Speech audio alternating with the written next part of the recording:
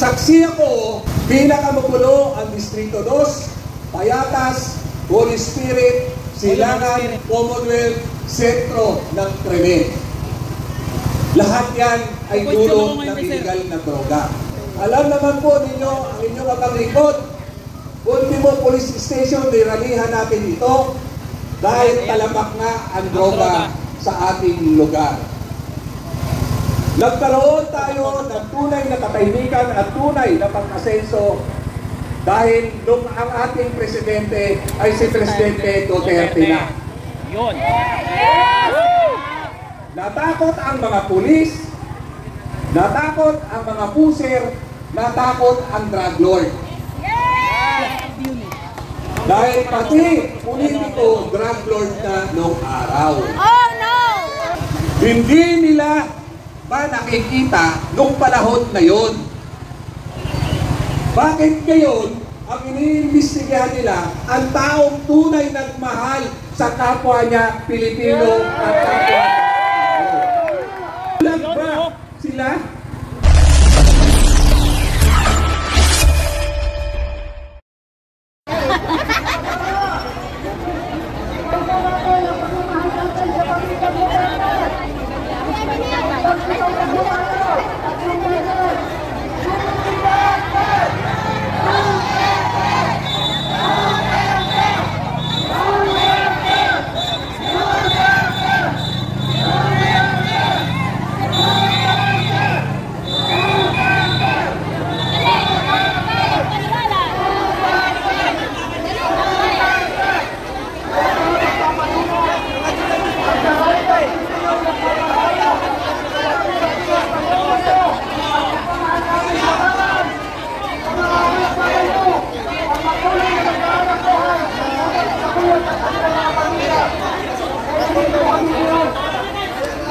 Ah, si Sir ano pala to sa MAD?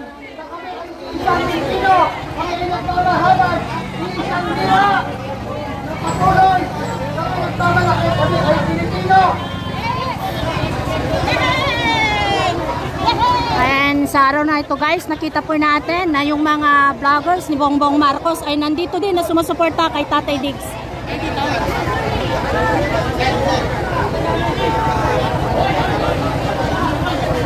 Marami lang nakikita yung mga vloggers, wala natin na kasi wala sila na yung content sa photo nila. Upang magpasalamat lang sa mga malawinan at mahihirap na napakakulong lugar noong araw. Dito sa lugar mismo natin ito, dito ay may madilim na nakaraan. At damang-dama natin yung panahon na hindi pa si Presidente Duterte saring-saring krimen, saring-saring pangyayari na dulot, lahat ng krimen dito dulot sa illegal na droga. Libo-libong pamilya biktima sa droga ang kanilang mga anak. Yun! Ayan na! Alam naman natin, pagka ang isang membro ng pamilya, ito ay nalulon sa droga, lahat ng paghihirap, lahat ng pagsasakripisyo, unang-unang nararamdaman ng membro ng pamilya. Pag wala nang manakaw sa pamilya, kapitbahay na ang nilalakawan. Yun! At dumadayo na sa iba't ibang lugar para magnakaw. Kaya ang patayon sa atin dito noon, araw-araw may pamilyang lumuluha dahil biktima sa krimen na dulot ng iligal na droga. Yun! Yes! Wala nang tayong masasandalan noon dahil hindi natin maramdaman na ultimo ang ating mga kapulisan na wala na tayo ng tiwala. Yun! Ayan, harang pamor! Dahil karamihan sa mga illegal na droga, puser, ay sila na, ay mga asset na nila. Yun! Totoo yan! At ang kawawa ang nabibiktima, yung ating mga ordinaryo pamilya. Saksi ako sa araw-araw na krimen na nangyayari. Ilang nanay, ilang magulang, ilang ate, ilang kuya ang umiiyak bilang kapitan ako ng Barangay Batasan Hills noon.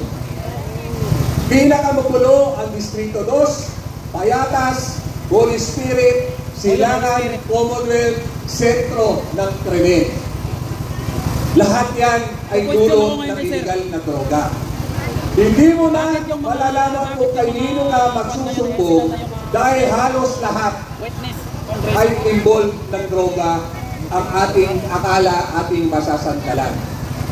At alam naman po ninyo, ang inyong abang likod, Ultimo Police Station, niralihan natin ito dahil talamak na ang droga sa ating lugar.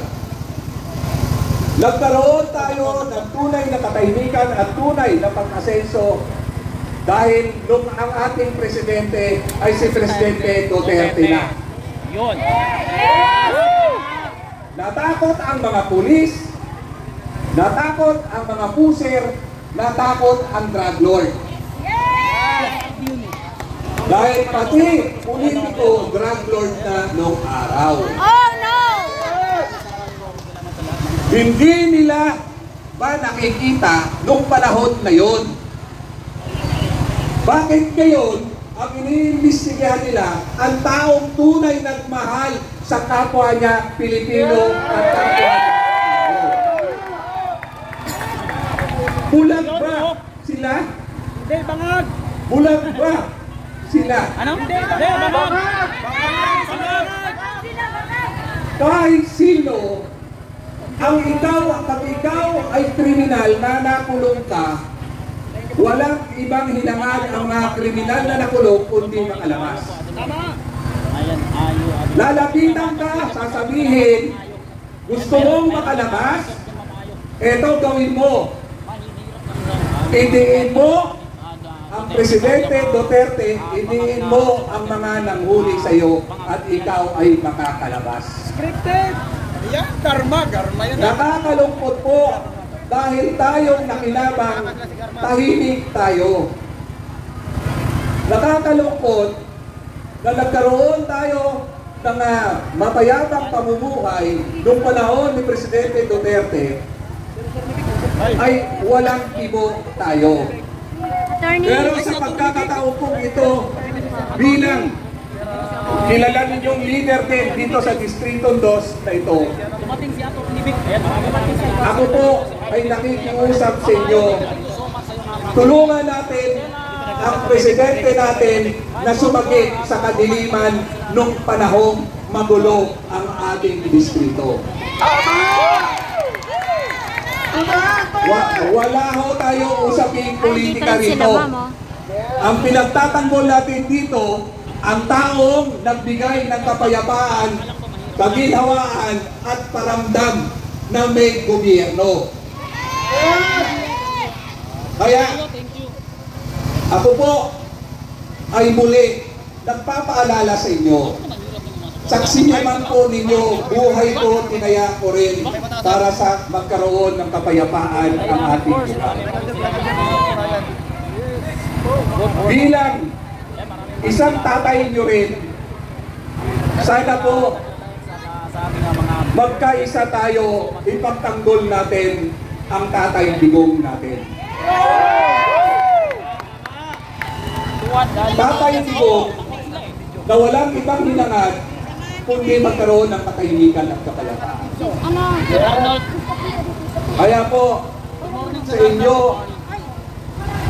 kailangan na naman po natin ipaglaban natin ang ating karapatan. Ulitin ko, walang usaping politika rito. Ang usapin dito, suportahan natin ang taong nagmahal sa atin. Ang taong nag-angat, nag-uwi,